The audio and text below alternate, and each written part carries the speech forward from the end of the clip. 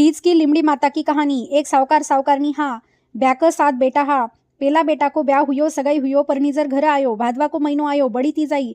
जना सासू बहू न कियो आपको तो आपा सासू बवा सात लिमड़ो पूजा। जिको सासू तीज का दिन शाम का डरती डरती सगड़ी पूजा को काढ़्यो और सासू बवा पूजा करर घर आया। जित्ता म साप खार धनी को जीव गयो परो। यानी बी सावकारनी का 6 बेटा समाई गया, 7वो बेटो परनीजर आयो। जना बोई भादवा को महीनो आयो, तीज को दिन आयो। सासू बहू न केबा लागी कि बिननी आज तो तीज को दिन ह, आपा लिमड़ो पूजवाना चाला।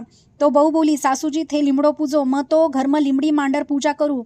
जना सासू बोली मारी कोई बाबा हट पकड़ी नहीं तो थे क्यों पकड़ो, आपना न लिमड़ो पूजनू पड़सी। जना बहू कियो मैं तो लिमड़ो पूजू कोनी, थे ही थका जाओ। धनी न बुलायर लिमड़ी की डाली मंगाई और शाम का चौक में लिमड़ी की डाली मांडर पूजा करन बेटी। सासू पूजा करर घर गई। पूजा करर घर आई तो बे दोनों जना पूजा करर हंसता बैठ्या। इत्ता में सासू बोली थारो धनी जीवतो बैठ्यो, पछ मारा 6 बेटा क्यान मर्या, जीको बता तू कई कण कर्यो कि कामन कर्यो, जिको मन बता नहीं तो दुनिया में तन कून शिवरी।